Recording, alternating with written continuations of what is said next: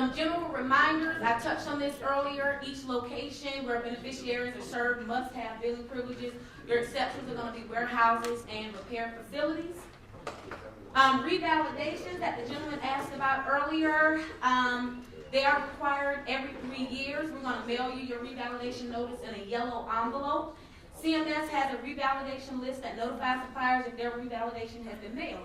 But the thing is, if you participate in other areas of Medicare, Part B, Part A, other portions of Medicare, then their name could very well be on the list, but it doesn't mean that you received a revalidation notice from the National Supplier Clearinghouse.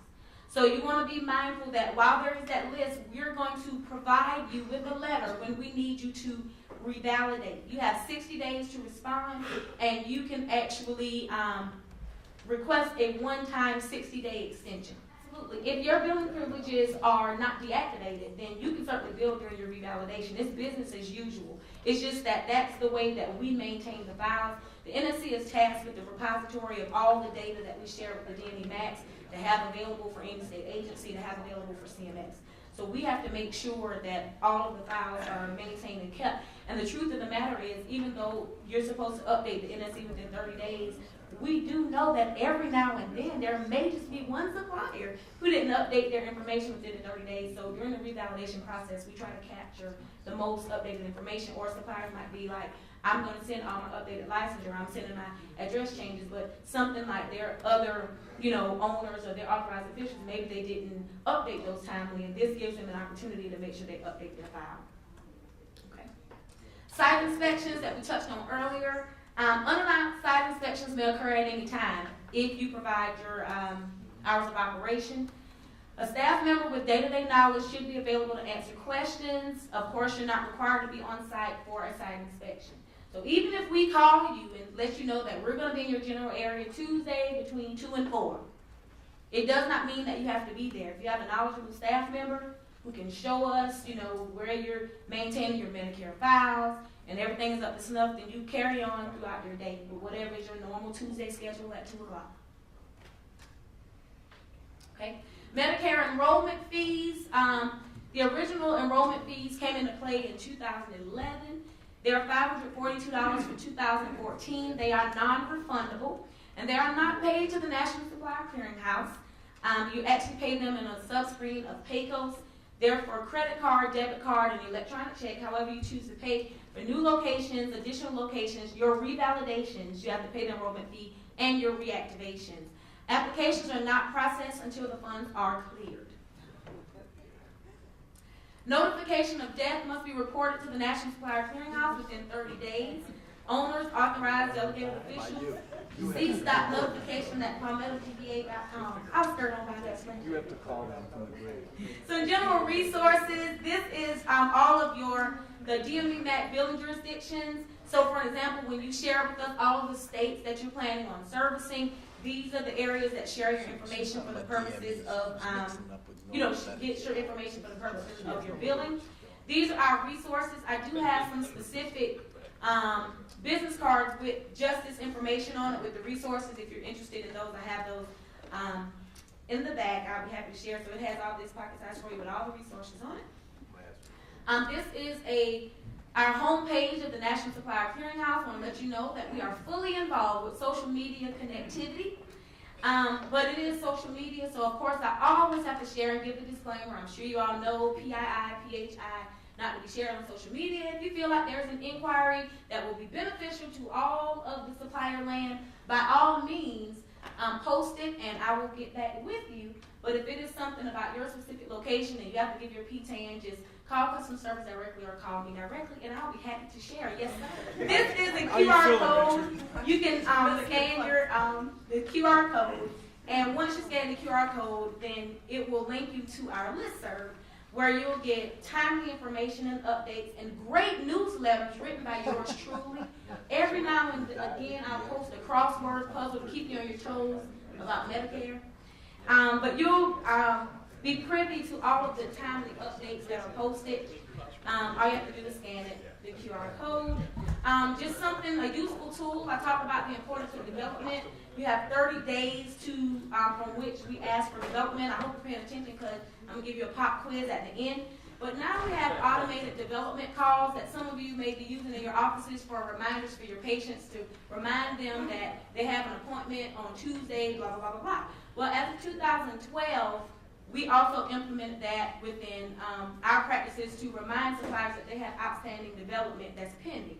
So there again, it's the 20th day, you have 30, we're saying according to our records, you have outstanding information and your supplier, your file will be closed and your number deactivated if you do not give us this information. We do have web chat where you can go on and ask a live operator about any information. It's a web navigation tool and also provided any general information. There again, if it's going to be specific to your practice, then I encourage you to call customer service. We also have the online application status tool that we launched last year. We noticed that there is a high volume of calls coming into customer service because people want to know what is going on with their application, what's going on when they file an appeal, and I need to touch on appeals quickly because there was no slide in here. But they want to know what's going on with their appeal, their change of information. There's an online application status tool. Now, it does not trace from when you put it, when we receive it in the mail room. It's going to trace once once it goes through the first line, the baseline of screening, and it goes from our data prep to our enrollment analyst. Once that analyst gets that file in hand, that's when you can actually track and see what's going on with your application. If you're developing, if we're waiting on your development, on you to respond to development, that is when you can actually track and see when we receive your development in-house and they've done the next step to your file. You can check the online application status tool. So yes, very quickly, if your billing privileges are actually revoked or you're denied access to the enrollment program, you do have two forms of an appeal. You can submit a corrective action plan that we call a CAC, or you can submit a request for reconsideration. A corrective action plan is you saying, I recognize that I was not compliant, and this is my remediate action. This is what I'm going to do to make sure that I correct it. Hence, corrective action plan. The request for reconsideration is those folks at the National Supplier Clearinghouse are nuts. I beg to differ. I was compliant from day one, and I need a fair hearing officer to review my file. So that is your request for reconsideration. You have 30 days for the corrective action plan. You have 60 days for the request for reconsideration. Now, let me pause for this cause. As physicians, this is where it's very important that you know either your posted hours of business or by appointment. If you list posted hours of operation, and once again, if you have specifics, I encourage you to post it. If we visit for your site inspection and your billing privileges are revoked because we cannot conduct that site inspection, you are going to be in violation of all of the supplier standards because you're non-operational. You cannot submit a corrective action plan. You can only submit a request for reconsideration. So that is very important to note. Everything else, you can file a corrective action plan. You cannot file a corrective action plan and say, oh yeah, because I changed my hours of operation and this is why I wasn't there. You will have to deal with that with fair hearing officer. So I just want to let you know that. What's the wait on the fair hearing? Well, you have there are 60 days for the request for reconsideration on our end. We send it to the fair hearing officer. They have 60 days, but it doesn't mean that they take the 60 days. It doesn't mean if we get it in day 15, for an example, the hearing request, we're going to submit that immediately. And in the interim, because you made mention of the enrollment bar, normally when it is non-operational and you are barred for 2 years, all of the time during your appeals process, that's going to count towards your 2 years. So it's like time served, for lack of a better term. And so what will transpire is at the end of your appeal, let's say if it was determined that you were non-compliant and it's not overturned, but by the time you go through the fair hearing officer, the administrative law judge, the Department of Appeals Board, and that's a year and a half, you would only have 6 months from that time. How long does it take for you to process an application through PICOS if there's no development? If it's clean, it's going to take about 45 days to process your application, 45 to 60 if it's clean and free of error. For example, he's here today, and so if he had a site inspection, I said 2 things. Number 1, I said they could call and let you know they're coming, or they may revoke his billing privileges. It's 2 things. If you have by appointment only on your door, we have to call before we conduct the site inspection, because that's the only way we're gonna know that you're there. So if you were letting us know that Friday, I'm gonna be out of the office, we wouldn't come to conduct the site inspection. Let's say if you do have But hours I posted. have hours. Okay, that's where I'm going. Let's say today that you have a site inspection. And I don't know that you left any notice on your door, but we're gonna come back for a courtesy visit. Once again, if you're not there again, you will receive a notice at that time. So- Even with a general DMV supplier, because this is my first time actually speaking to a group full of just physicians. Often they'll be, they're mixed in, but even when there are DMV conferences, if they don't leave a note on the door, if they do not have other staff, for example, you're here today, but if there's a staff member there, unless they have the day off, or, then there's still someone there. So even with general DME, they do not have the luxury of posting specific hours. So that's what I'm saying. It could certainly be the same. You have an opportunity to say by appointment only, but if you're actually operating, chances are that's just today that you're not there. But on the normal business hours, you operate Monday, Tuesday, Wednesday from 10 until 5. So chances are you're going to be there. That's the times that your patients are accustomed to being there. So I'm just saying today is an outlier because you're here. Certainly Monday, the luck of the draw could be that we came today, we come back again Tuesday, and Tuesday you are feeling ill and you're not there. And that would certainly be the case where, okay, you will be issued a notice of revocation because we came to visit you twice. Asking if there are specific hours that you do see patients, do you have to have those specific items posted? For you, it's optional. You can, once again, post by appointment only, but please remember, this is not in place to threaten you by any means or to make you feel uncomfortable or to incite any level of discomfort for you at all. Just recognizing that this is what's in place. This is the standard that is in place, saying if you have specific hours of operation, we're expecting you to be there during those hours. If you have, time, administrative time, because you're catching up on paperwork, things of that nature, those aren't your hours of operation. So we're not going to come call on you or to conduct the site inspection because you're not there.